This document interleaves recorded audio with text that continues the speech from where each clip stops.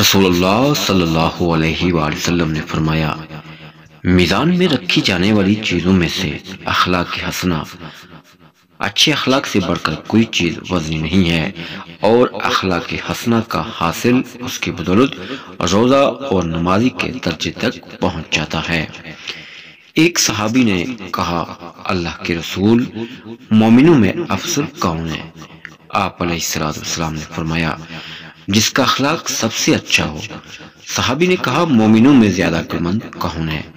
آپ علیہ السلام نے فرمایا، جو موت کو کثرت سے یاد کرتا ہو اور موت کے بعد کے مراحل کے لیے زیادہ اچھی تیاری کرے، وہی عقلمند ہے۔ حضرت جابر بن عبداللہ رضی اللہ تعالیٰ عنہ کہتے ہیں، ایک آدمی جمعے کے دن مسجد میں داخل ہوا اور اس وقت رسول اللہ صلی اللہ علیہ وسلم خطبہ دے رہے تھے۔